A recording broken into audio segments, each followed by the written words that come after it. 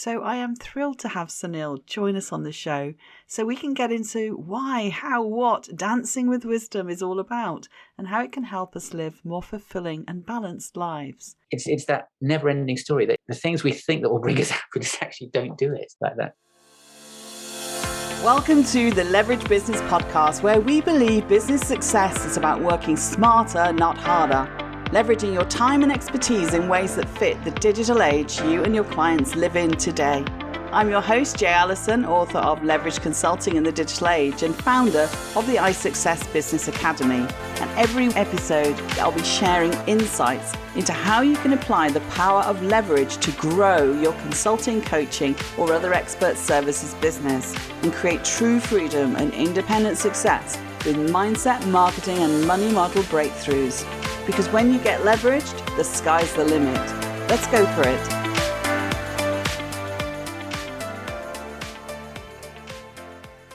Hello, everyone. I am joined today by an amazing guest, Dr. Sunil Raheja, a practising psychiatrist for over 25 years. So I better watch myself. And author of Dancing with Wisdom. And we're going to dig into what that actually means. And Sunil's also a coach and a fellow podcaster. And we actually met, though, through our Business Acceleration program. Whenever I speak to Sunil or hear him speak in our masterminds, it's always a chance to explore some of the deeper issues we often push aside when we're going about our busy lives, managing workloads, and also when we're kind of talking about business and business growth. We need to bring the human side into it. And I'm always welcoming Sunil's perspective on that. So I wanted to bring some of his wisdom to you listeners here, because I know from working with busy business owners, often we're outwardly successful, but in private life, our health relationships are taking a back seat. And I've had this in my own experience, can manifest itself in burnout, acute sort of mental and physical pain. And we've talked about this in previous episodes. It's kind of a hint that things aren't quite where you want them to be. And what can we do about it? And so I've had some wonderful pre-interview conversations with Sunil about this area, and I'm really thrilled to have him join us on the show. I want to get into why, how, what dancing with wisdom is all about and how it can help us live more fulfilling and balanced lives. So Sunil, welcome to the Leveraged Business Podcast. It's great you're here. Jay, and thank you so much. It's a great privilege to be here, and I'm pretty excited to have this conversation with you as well. Thank you. Awesome.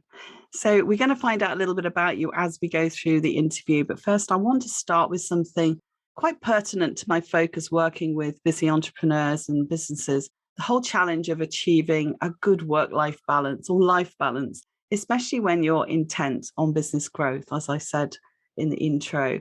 So in our initial chat about the podcast and this interview, you raised it in your book too, of course. You talk about the situation where we're outwardly successful and yet in private something's not right. Those are actually your words.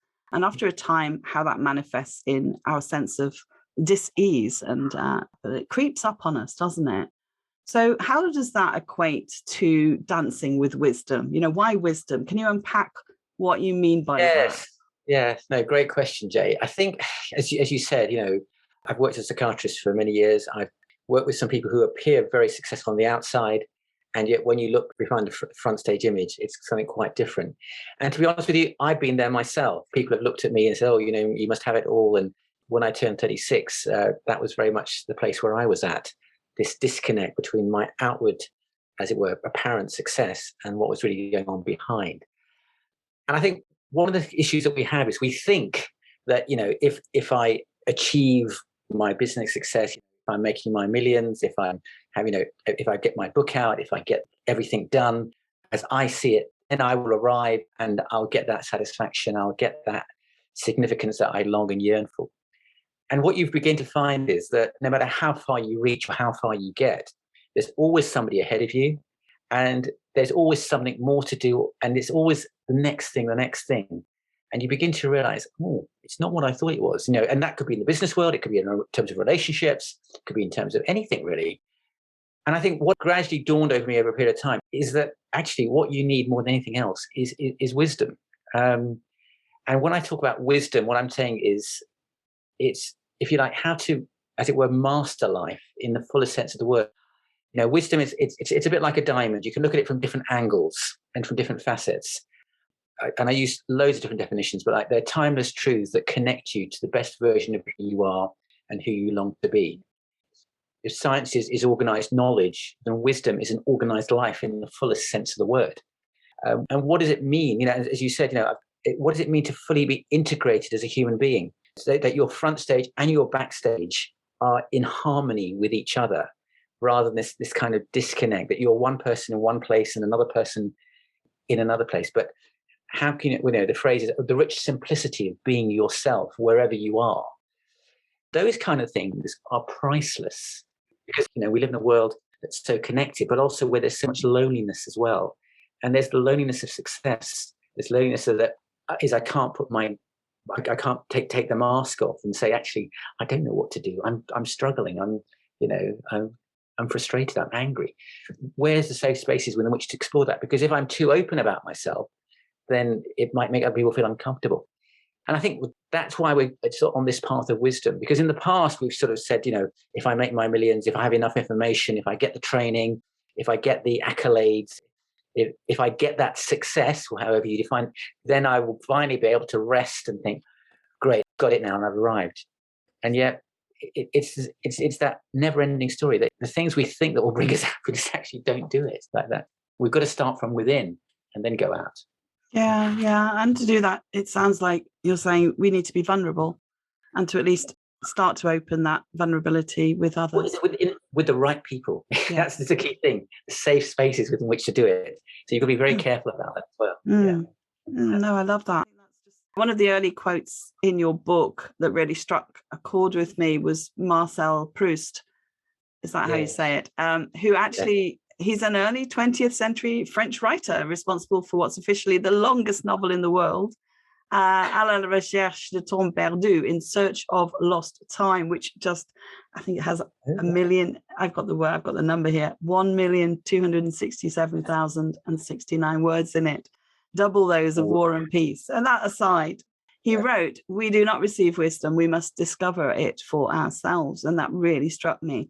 And after a journey through the wilderness, which no one can make for us, which no one can spare us. Tell me a little bit about that. Well, I think in a sense, it's very much about the fact that why do we come to wisdom? We come to wisdom because we hit something that we don't know, we haven't got the skills or resources to get out of. And if we've been very successful or achieved a lot in our lives, to admit that actually I don't know what to do next, or that I'm literally flying by the seat of my pants, feels incredibly risky. And that's, in a sense, that sense of loneliness. And what some people try to do, they just try to toughen it up and just battle through, and they try to ignore that. And sometimes they can rise above it, sometimes they don't. But really, I think it is in terms of coming to our own vulnerability and actually seeing that I need help from outside. It takes courage to say that I need outside help. I need support. I haven't got all the answers. And I think we're at a stage in history and in our world where that's even more the case. There's this myth of the self-made man or woman. Okay, I just did it through gritting my teeth all by myself. Well, actually, the reality is that, again, true success is always a team effort. It always requires a community around you. No one is really successful by themselves. And it's acknowledging that and seeing that it's actually, we are interconnected and we need one another as well. Yeah, so we don't want to find ourselves in the wilderness. Yeah, well, that's right. But when you deny that, then you're then living a facade, basically, and you're trying to pretend that you can do it yourself and you've got it all together. But actually, that makes you lonelier and lonelier as well. Yeah, and I think the important thing for me was how that then shows up in terms of your health and well-being, mental and physical. I mean, you must see so many versions of this kind of disease that people get into, this burnout. It's a common term that we call it now. We sort of wrap it into. But I'd love to get a take really from your own experience, because when we first spoke, and in your book, of course, you share your story about discovering wisdom for yourself, and it's in the book, which I read after we talked, and I really love that story, what the trigger was for you. Oh, in terms of Bunty's death, my friend who died, suddenly. I mean, I mean, yes, because in a sense that was one of those very surreal experiences. Abhishek Banerjee, Bunty, sort of is his nickname. I'd known him for about 10 years, and then he moved to here in the UK, and then he moved to India and got married. And I was in India in the last week of his life. And, we'd had some quite deep conversations with each other. And I think we'd met on the Saturday night. And he'd done some things, like he'd given a gift to my one of my daughters of an SLR camera. I'd just been talking to him about the fact that she was into photography, and suddenly he produces this SLR camera and says he wants her to have it as a gift, which was a little bit embarrassing, and we sort of talked about that. And I had an uncle who was he was getting very elderly, and he'd always said to me, think of me as your taxi driver when you come to India. This is before the days of Uber and things like that. Think of me as your taxi driver, and I'll take you around, and we can chat on the way and things like that. And I said to him could he take me to my uncle on the Saturday? And he rang me on the Friday, said, sorry, I can't. And I'd said to him, well, I'm not sure if I really want to take the hassle, because, in India, getting to places can be a real pain. I think I had to take 2 taxis, and it was in the middle of nowhere. And then he said to me, well, you said to me earlier in the week, Sunil, that your uncle's getting very old and it might be the last time that you see him. And I said, you're absolutely right. I'll make my own arrangements, don't worry. And you sort of think nothing of it. And then, well, I think he had some kind of premonition something was going to happen, because he said to me on the Saturday, when you come to England, I want you to ring me, which was really a bizarre thing to say. I said, well, it's going to be the middle of the night. Why should I do that? He said, no, I need you to ring me. And, I came back to England, I rang, he didn't pick up. And Monday morning, he rings me back. I get him to talk to my daughter, say thank you for the camera, and we say, it's great to keep in touch. Let's try. I know our lives are busy. Let's keep in touch. And then that night, I get a phone call from his wife, and her words to me are, "If someone's heart's not beating for 3 hours, can they still be alive?" And she's rambling, and I'm just thinking, what are you talking about? And then she says to me, well, I'm here in hospital, and I'm here with Abhishek, and the doctors are not giving me a straight answer, and the police are here. And then it just dawns on me. This friend of mine who I've known for 10 years, who's 32 years of age, has died. And, that completely, rocks and shakes my world. And I knew his mother, and I talked to his family, and I find out the funeral's in Calcutta on the Wednesday. I said to him, it was actually my wife's birthday on the Wednesday. I was like, I'm just completely shocked by this. And I just get, I've never been to Calcutta in my life. I just have this name of this place in Calcutta to go to the funeral. I just get on the plane and I fly all the way there to get to the tail end of his funeral. And you think, what is life about? It just completely, knocks you for 6 like that. Yeah. And that's kind of what started the path for you. Well, I don't know if it started the path. I think it's that realization that there's so much more to life than what we get ourselves het up about and get so preoccupied with. And this life that we've got is a gift. I never asked to be born. I never asked to be born in the family that I was born in, and and it can be snuffed out just like that. And for me, that that's why I called it the book. The tagline to the book is a sacred quest to restore meaning, purpose, and fun to your life and work. And sacred, I deliberately choose the word because it implies that something that's holy, that's something very, very precious about the life we've got. And in the book, it's very much connecting with the divine source of who we are and where we come from. Because if we haven't got that, as it were, eternal perspective, an infinite perspective in our life, and there's so much that just doesn't make sense. There's so much that just I think, as Macbeth talks about, a tale told by an idiot, full of sound and fury, signifying nothing. And yet everything within us says it can't be. There's as much, must be more to this. And when you have a friend who, and the circumstances within which Bunty's death happened, the fact that, I should have, of all the times that I should have chosen to go to India, I should choose to go in the last week of his life. The fact that we should have these conversations that were so surreal and so poignant, and him talking about, never imagining that this is what would happen in what appeared to be a healthy young man, makes you question, what am I living for? What are the things of eternal value that actually will last? And, and fame, accolade, applause doesn't last. I mean, am I doing this just to gratify my own ego, what I'm doing? Or am I really doing that this life, this precious life that we've got, how can it really be impactful? And, what kind of legacy am I leaving? Who am I becoming? I mean, the 4 vital questions: becoming, relating, doing, and leaving. Who am I becoming? How do I relate to others? What is the work that I'm called to do that no one else can do? And what is the legacy that I'm leaving for the people who come after me, for my family, for others? but also in terms of the big picture of things. I think one of the big, how can I put it, challenges that we have in our secular world that we live in, that tells us that just focus on yourself, just make your millions, if you like, and get that success, is what it's saying is that when you die, nobody says this because it's too painful to confront. So when you die, you just stop existing, and that's it, finito, the end. And yet that's very much a very secular, atheistic worldview, which nobody wants to think deeply about, because if you think too deeply about it, it's just too depressing.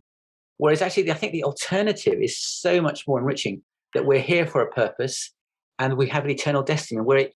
We are human beings with a spiritual existence, or spiritual beings with a human existence, but there is so much more to life than what we can see, touch, or experience. And I think that's where wisdom takes you. It's, you start off with a sense of your own vulnerability, and a sense that there are things that you can't sort out and you don't know what to do with. But actually, it then makes you think, well, I think it was Einstein who said that the most important question that we ask ourselves is, do I live in a friendly or a hostile universe? And I think what wisdom ultimately says to you, that actually at the heart of the universe is a relationship with, if you like, God, infinite intelligence, if you want another definition, infinite intelligence, that understands and knows everything far more than we could ever, and who ultimately loves us and cares for us. Now, as a disciple of Christ, I've come to the conclusion that that's in the person of Christ, God incarnate in the form of Jesus Christ, who has loved us so much and has chosen to die for us. Now, that's something that's, many of our listeners will know, and particularly in Western society, is taken for granted in terms of, oh yes, Jesus died for our sins on the cross, and that's the end of it. No, but it's a thing actually that's so rich and so deep, that actually can handle the complexity and confusion and the cynicism and the pain and the anguish of life that we deal with. Maybe that's a long answer to a lot of things you said there, Jay. But I mean, it's very poignant, because I mean, you can go as deep as I think is comfortable for where you're at in the journey, as an individual. Yes. And I remember in the book the story of the people traveling from city A to city B. What I was picking up from what you were just saying there is the fact that you receive people and you see the world as you see the world. Yeah. So whatever right, your internal compass yes. is what kind of gets reflected back. And that's Absolutely. Saying that, just for the listeners who are wondering what you're referring to, is that we see the world, I think it's a quote from Thich Nhat Hanh, is that we see the world not as it is, but as we actually are. So the story you're referring to is that there's a man traveling from city A to city B, and on his way, he meets a wise man, for want of a better word, and he says to him, I'm traveling from city A to city B. Tell me, what are the people in city B like? And he says, well, tell me, what were the people in city A like? And he says, oh, well, they were cruel, they were nasty, they were, vindictive. And he said, well, that's what you'll find people in city B will be like. And then he meets somebody coming the other direction from city B to city A, and it's the same question: what are the people in city A like? And he said, "Well, tell me, what are people in city B like?" Well, a lot of them they're quite kind-hearted, they're generous, they're caring, they're helpful. He said, "Well, that's what you'll find people in city A will be like." So it's the mindset and where we're at that we actually sort of reflect out into the world. Not to say that obviously there are people who are dangerous out there, and you need to, and that's why you need wisdom. And you do talk about that in the book as well. And I mean, I think it is that sense of what's in your heart. I remember years ago when my son was a little boy, he could hardly talk, and my father, his granddad, would say something maybe a little bit like cold or cold-hearted, and a little chap would say, "Granddad, you need to get Jesus in your heart." It was so funny, just really, really small boy just coming up. It was so funny, but it's the same thing, isn't it? It's what's in your heart is what you find, and finding the good in people, or always seeing the negative in things. I think that's what you're speaking to, and it takes a bit of brain training. Again, that mindset, it's not always something that comes naturally to us. And I mean, I know in the UK we get shot down for kind of always sort of like, somebody says, "How are you?" and you say, "Oh, not too bad." We don't say, "Oh, I'm great." How's your day going? We're not super positive. And of course, on the other side of the pond, sometimes it's a bit sort of over the top the other way. But it is about that state of mind, state of being. It is absolutely, and Jay, because and I'll share with you is that I'm a recovering pessimist, and for a lot of my life, I was I was a very grouchy person. And, I was really pulled up short about 10, 15 years ago when my kids were little. And we had this game where we all gave each other nicknames. And to my horror, one of my children gave me the nickname Puddleglum. I don't know if you know Puddleglum, but Puddleglum is a character in the Narnia series of books. And he's very, very basically a dour, glass half empty, pessimistic person. He's always saying, always telling about how things are bad and how they're going to get worse. Very dumb, very dull and very gloomy kind of person. And I thought, oh my goodness, my children are seeing me as this grouchy, glum, negative, cynical old man. And that really pulled me up short. That's not a trigger to change. So, it was a huge trigger to change, yes. Like that, yeah. You talk about the sort of 4 key questions. And also, I have to say, there's a massive amount of really helpful exercises in the workbook that goes with the book. And, really stopping your tracks, make you think kind of questions. And some of them are really easy to answer, and others are like you're going to have to sort of think and ponder on it for a bit. So let me just give you the link for listeners if they want to go to the workbook. Just while I'm on that, it's drsunil.com/workbook. That's Dr. Sunil SUNIL.com/workbook. And I'll put it in the show notes as well. But I think sometimes we can talk about a lot of these things and we can have some really interesting discussions. Those late at night discussions where you kind of go down the meaning of life and all of those sort of things as well. Yes. But what I found with a lot of what you did in the book and the workbook especially was to really give people practical tools and questions that you can start to dig into this for yourself. So what's been the way that people have approached that in terms of the workbook, for example? What are you finding people getting from that? Yeah, so I think what I've tried to the workbook. So what I've done with the book is I've tried to be as transparent and open about my life, and obviously with confidentiality, the different people I've worked with over the years, and my own spiritual journey. So reflections as a psychiatrist, and my own spiritual journey, and my own sort of analysis of things. And what I've tried to do then is that the workbook is an opportunity by me to give you permission, as it were, to reflect on what are the unanswered questions in your own life. What are the repeating patterns that as you stop back and reflect and think, well, what is it lessons that I need to learn? And I mentioned this in the book. In school we have the lesson and then we have the test, but in life it's the other way around. We have a test in terms of we have recurring problems that keep coming, and until we pass the test, we never actually learn. So examples would be somebody who gets into relationships and they get into a relationship and it's going really well and they're really madly in love with someone. I think this is fantastic. And then a few months or maybe a year or two down the line, it all goes pear-shaped, it all unravels. And then they get onto another relationship. And then the pattern repeats itself because they're not growing through the process. And, reality has a way of challenging us. And so wisdom is really confronting with reality, the unanswered questions of life, the mystery of life. And until we stop and think, what is life, God, infinite intelligence, the universe try to teach me here, we'll carry on repeating those same mistakes. And so the workbook is an attempt to get you to think about your own life, as it were. And so I have to try to give you permission to do that by trying to be as transparent and open about my own. Yeah, no, that's super helpful because it gives you some hooks as well to kind of get into this.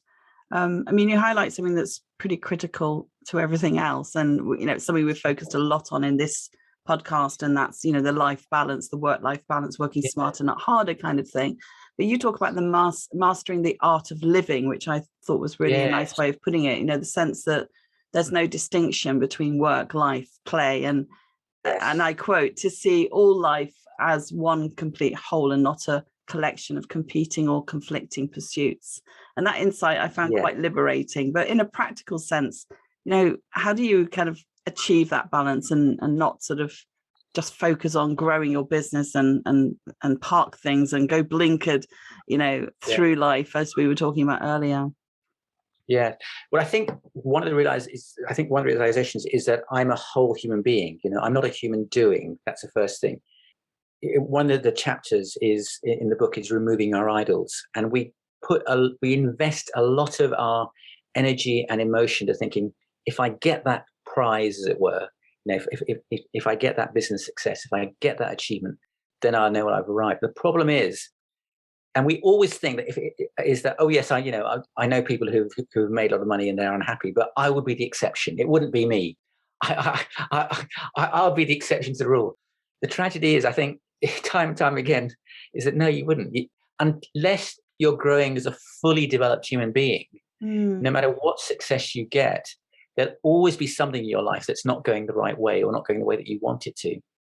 And you've got to, in a sense, so I think LP Jack's quote is, the master in the art of living makes no distinction between his work and his play, his labor and his leisure. He always pursues his vision of excellence at whatever he does, leaving others to decide whether he's working or playing.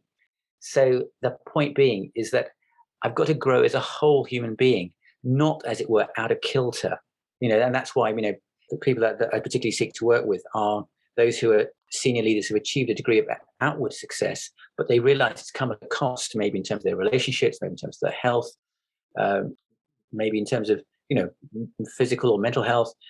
And the question, well, how do I bridge that gap? And particularly as I see a clock ticking as well, Yes. I may be in my 50s or 60s, and I could carry on doing what I've always done. But, as the saying goes, you do what you've always done, you'll get what you've always got. So I've got to make some decisions and key choices. And otherwise, I'm going to live a life of regret. Yeah. And I think that there was something else you said. I think it was a quote first, and then you layered onto it. The greatest need is not a change in circumstances, but a change in perspective. And then you layered and made us sort of think about, how well do I see this for myself? How hungry am I for this wisdom? And that again struck me quite profoundly, in the sense of at what point do I pattern interrupt and change something and make a better balance? That's right, because I think that, I'll give you a tragic example of that, is if you take the comedian Robin Williams. Loved and admired by so many people, and such a hilarious guy. Amazing movies. And if you asked everybody, what do you think of Robin Williams? People say he's a fabulous actor. So dearly loved, and yet behind the facade of all that jokiness and the comedian and the incredible acting, was obviously incredible pain and loneliness that led him to commit suicide. And so that's that just emphasizes the fact that we need outside help to get that change in perspective, because we tell us, in our heads is a story that we're telling ourselves. And if it's the wrong story, I need other people, I need others around me to help me to think, well, actually, is this realistic, what I'm saying? Does this actually connect with reality? And you must, in your practice, you must see people from all walks of life.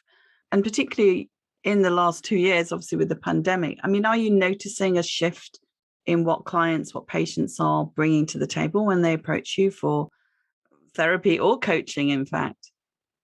I think what I'm noticing is that there's a greater, well, I think it's going two ways, really. I think for one group of people, there's a sense of, okay, I really want to live a life of significance. I really want to make a difference with who I am and what I'm doing, because I've been confronted with my own mortality or maybe the loss of others. And so there's a greater eagerness and desire to look for deeper and more significant answers, search for wisdom. But also, I think it's also going the other way as well, in that people are thinking, well, let me just way I want to live and just do what I want to do, and not think about it. And let's just, this kind of thing, let's just get rid of the pandemic, and let's, now we're after the pandemic, let's just go back to what we were always doing and just live the way we've always done. Whereas I think actually it's given us a time to pause and reflect and think, is the way I'm living, is the life I'm living the same as the life within me that wants to live? It's those kind of questions, and to live with a greater degree of intentionality and purpose. And I think there's those figures, it's called the Great Reset they're talking about in the US as well. A lot of people reevaluating the jobs and the work they're doing and thinking, do I really want to be doing this? And we've been forced, things that we thought we would never do, like work from home, for example, is now becoming normal. And people saying, well, actually, I quite like the idea of spending some time at home and some time in the office. And it actually makes me more productive. It's more fulfilling. I'm more connected with my family. And I'm able to do better work as well, for some people. That feels like in some respects there's more choices. Even though we've had restrictions, it feels like it's sort of opened up the box of life a little bit more. Yeah. And More possibilities. the distinction between go out to work and come home to the family and friends and social life. And that there's a more blurring of the boundaries now with people working from home. And then, it, as you said, it creates new challenges. But and you also talked, and I can't remember the context now, apologies, but you talked about tame versus wicked problems. And I made a note of that. Does that fit into this, or is that something different? Well, I mean, it's so, tame problems are things that, although they're complicated, there's a system and process. So, for example, doing a coronary artery bypass graft, okay, is for you and me is complicated because we're not cardiac surgeons, but there is a process within which you go for each step of the way if you want to give somebody a coronary artery bypass graft. It's there have been, I don't know, hundreds of that, if not millions of those done all over the world. And so there's a system and there's a process. And so although it's complex in terms of you need training to do it, it is achievable and doable. Brain surgery. A wicked problem is one whereby there are just so many other extraneous factors involved. I mean, I'll give you a wicked problem now that's very topical. The whole everything going on in Ukraine, between Russia and Ukraine. I mean, that's a wicked problem. How do you deal with an aggressor in Russia treating the Ukraine the way that it's doing? That is a wicked problem because it's contingent on egocentric leadership. It's contingent on the irrationality and unpredictability. There's a lot of history behind it. Those are the wicked problems where you need, you just really do need infinite intelligence as to what is the wisest way to move forward. Shooting across to kind of the business arena in that sense as well, is wicked problems show up in the sense that not everything in business is operational and mechanical. It's the mindset, the cultural, the communication, the collaborations and all of those things. I think that's where it becomes problematic, and it's not straightforward to just do the steps, right? Yeah, no, exactly. And with the rise of technology as well, what technology has created is whole industries are being phased out and new ones are coming in. And how do you manage that? If you take, you'll remember this, Jay, remember when we used to have record players and then we had tapes and then we had CDs and then we had streaming and now we've got YouTube, that whole graduate, and then whatever the future will hold, virtual reality, artificial intelligence, and then all the ramifications, not just how we engage with it, but also with other people engaging and what that raises and the issues that raises and the challenges that raises. But those become wicked problems because I feel that's what gives us this sense of the world in chaos. I mean, you talked about obviously what's going on in Europe, in business. We've just talked about and in our own lives. It feels very chaotic, and so I think part of what we need to sort of move towards with the wisdom and dancing with it is to try and manage our own sense of chaos. That's right. And I think that's what people are struggling with. And I think in a way of reassurance as well is that every generation, every age thinks it's never been harder or tougher than this. Charles Dickens in his Tale of Two Cities says it was the worst of times and it was the best of times. Yeah. In many ways, this is one of the most exciting and best times to be alive in terms of, you've never had it so good kind of thing.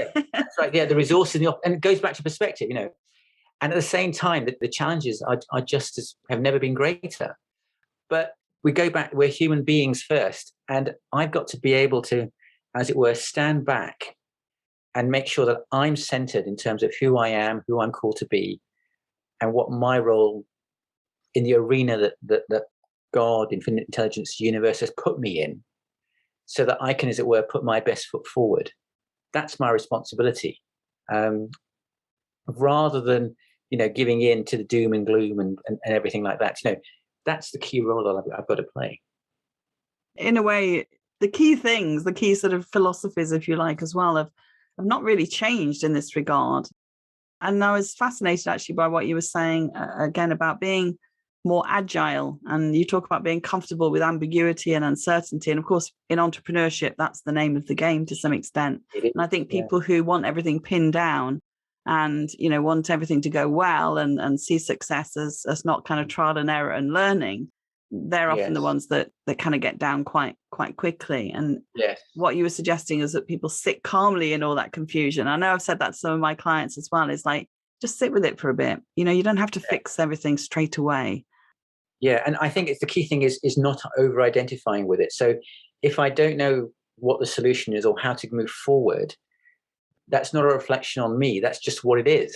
And I think so often, and again, I think that this is a case, I think, with a lot of people who are successful, in inverted commas, because the more successful you are and you have all the, you have the degrees and the accolades and the resources and financial success, it's very easy to then think, well, when I'm not getting, when I don't know what to do, somehow or other, that's a failure on my part.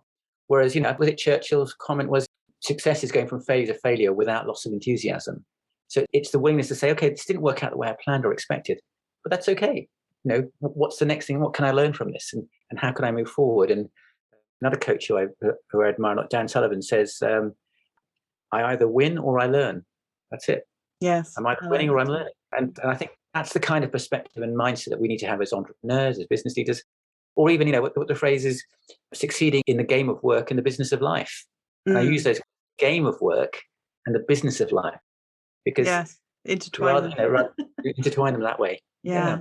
No, absolutely. And I mean, I was talking to another client about resilience and managing risk, and she was talking about doing your homework. And actually, it doesn't just happen by chance. There's a lot of research that goes into managing risk and looking at, what's coming ahead, so that you at least give yourself the best chance of success.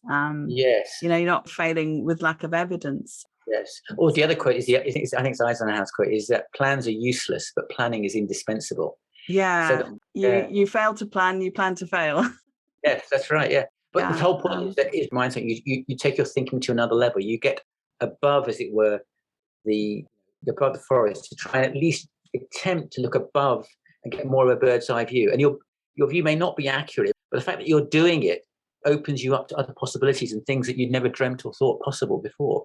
Yeah, I mean, we talk about this a lot, but the difference between leadership and management, in fact, is that even in your business, you can end up just squeezing all the strategic level of sight and curiosity almost that allows you to sort of survive the bumps.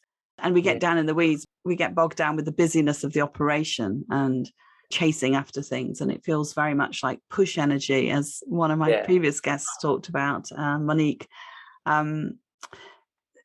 Look, I know you're a qualified doctor psychiatrist. You're successful in your private practice. And, we met through the Business Acceleration Program, as I mentioned earlier. So you were building an online business as well. And I know it's all linked to the book and the podcast that you run and the YouTube channel. Tell us a little bit about what made you kind of want to go out of the in-person working with people in practice to being online and leveraging your wisdom that way. Good question. Why did I? It's funny, what you realize is that working on one-on-one is great, but you also realize how much of our world is I think the phrase I use is we're most overstimulated, under-reflected civilizations in the history of the world. And you see so many people making mistakes and struggling because of our lack of wisdom. But I realize that I'm only one person and I can only do so much.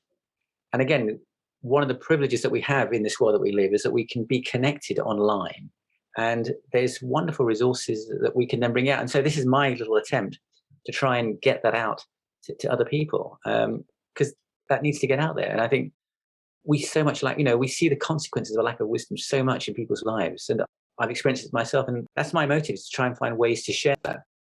And I think business is one of the best ways to create a sustainable model of helping and serving others and bringing them into that. I use the word dancing with wisdom, because in a dance, you have to engage with your dance partner. And no matter how much you've done before, you've always got to think about the next step.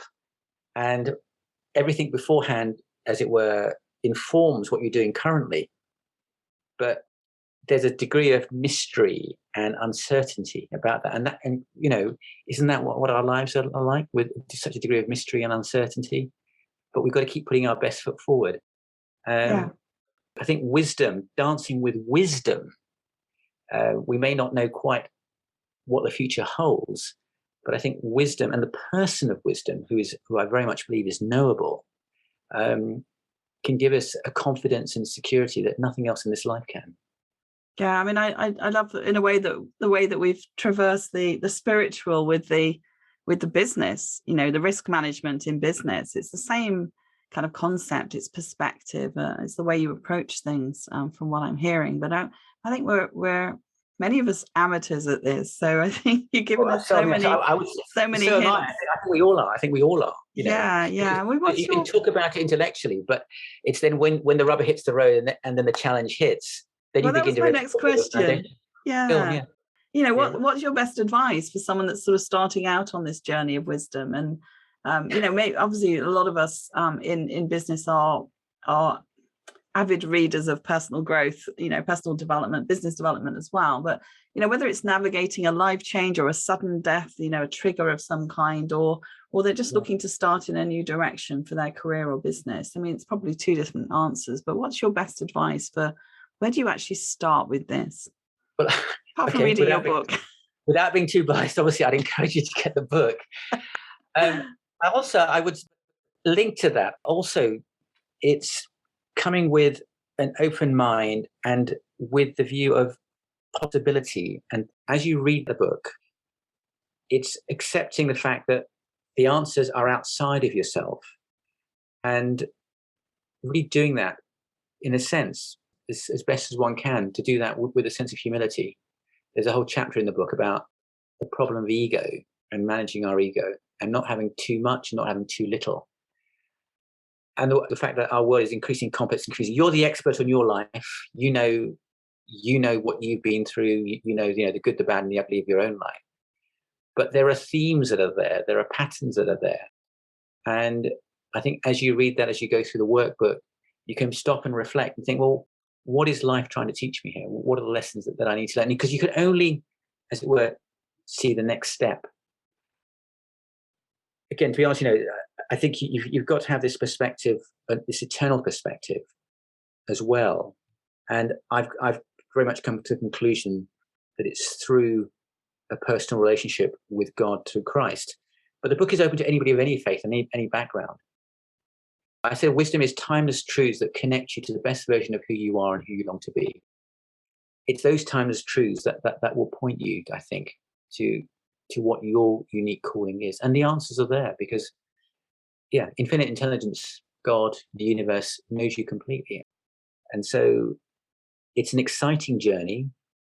There's a proverb in the Old Testament that says the fear of the Lord is the beginning of wisdom. And it's fear not in the sense of cowering terror. The best definition of fear that I've come across is the trembling joy and wonder that increases as I relate to God, or I'm going to call it infinite intelligence, universe, as he really is, not as I imagine him to be. And so it's engaging with reality as it actually is, and the wonder and excitement of that, because that involves your whole person, your whole being. And I think there's nothing more exciting, really. Yeah. If you start digging into some of this, in the people that you've worked with in this particular area of dancing with wisdom, if you like, what are some of the short-term wins that people would start to notice when they open up to this? Yeah. I think it starts, it's very much, it's an inside-out process. So what is inside will eventually manifest outwardly. So as I become at peace, first of all, with myself, with my creator, with those around me, from a victim mindset or an angry, bitter mindset, and I begin to actually take responsibility for myself, I can begin to start, as it were, by the grace of God, creating a life that empowers me and that brings me the peace and the satisfaction and significance that we all long for. The word that encapsulates it is a Hebrew word, Shalom. And Shalom means multidimensional, thriving, complete well-being. And the best definition I've come across is wholeness for the whole person, for the whole of life. And I get this, extending to the whole of the cosmos. So there's a sense of oneness and peace, that, okay, there are things that don't make sense to me. There are things I'm struggling with. But ultimately, I know the universe has got my back. There's a kind of calmness that comes from that, is what you're saying? Yeah, that's right, yes. And I think that's, I would say, from my own biblical Christian perspective, that's through the person of the Holy Spirit. As the Holy Spirit comes within oneself, that you begin to know that although there's lots of unanswered questions, I know that ultimately, there's a phrase from John Newton says that in Christ our bad things can turn out for good, our good things can never be lost, and the best is yet to come. So no matter what the sorrow, the sadness, or disappointment in this life, the best is still to come. And I know that not because I'm a particularly good person, not because I've tried hard, but because someone who is perfect has lived a perfect life and died for me and given himself for me. And so my confidence is not based on my perfect record, which is far from perfect, but based on his perfect record. And that's, in a sense, that's where I put my confidence. I put my confidence outside of myself on someone who's lived that perfect life that I could never live. So I have calm and comforting now. Yes. Oh, right, calm and comforting. It is. Yes. Yeah. Well, I mean, it's the way of managing the other C, which is the chaos we talked about earlier. Yes. So my punch question I ask all my expert guests, and it maybe follows a little bit from what you talked about as to why you wanted to reach more people and work in an online way. If you had a superpower that you could use to create leverage in your business, what would you choose? Wow. So you put me on the spot now. The superpower to leverage in my business, what would I use? Wow. The superpower that I would use. I think what I would use is the superpower I would really want to have is to ask insightful questions that would get people to think for themselves and open the door to what they really want, what they really need. I think that's to be able to ask insightful questions that would open people's hearts to divine possibility. I reckon you're using your superpower in your book and workbook, if I'm not completely over promoting. I find it very powerful. I mean, for my own reflection. And so I reckon you're using your superpower as we speak. So you did say to me before we were planning for this that you weren't going to tell me what the question was. So there we are. That's what. So it's totally, as it were. It's a very good answer, and I think you're doing it. I think you're using it. So I've absolutely loved our conversation. What would be the best places, apart from go get the workbook and the book on Amazon? I think what are the best places people can go and check you out? Is that drsunil.com? drsunil.com is the website, and then the podcast and the YouTube channel is Dancing with Wisdom. Dancing with Wisdom. So I'm sure you find a whole load of things if you just search on Dancing with Wisdom and Sunil Raheja. I'm sure everyone's got so much out of this. Definitely go over to the website drsunil.com. That's drsunil.com and /workbook if you want to work through that. Although I would suggest that you get the book first and then do the workbook so you can explore it a little bit deeper and really start to take some practical steps forward. Hey, Sunil, thank you so much for being a splendid guest. It's been amazing. I love your wisdom. I love your insights, and I've loved our conversation. Thank you so much, Jay, as well. And likewise, it's been great fun. Thank you so much. Take care. Thank you. Thank you for listening to the Leverage Business Podcast. Want to create leverage in your business? Did this episode provide some insights and ideas to be thinking through? If so, subscribe so you get alerts when the next one's released. If you want to learn more or would like help and support with building a leveraged business that achieves true freedom for you, then head over to jallison.com/podcast to find all the resources and links that go with this show on my website and to join our iSuccess community. And if you're enjoying our content, it would be great if you could pop into Apple Podcasts or the app you listen from and leave me a rating and review. Everyone makes a difference to improving our rankings. So thank you if you've done that already. I appreciate you. So hey, that's it. Thank you for listening. I hope you've loved this episode and have some great takeaways to be thinking through. I wish you a pleasant, productive and profitable week, and I'll see you again next time for another episode of the Leverage Business Podcast.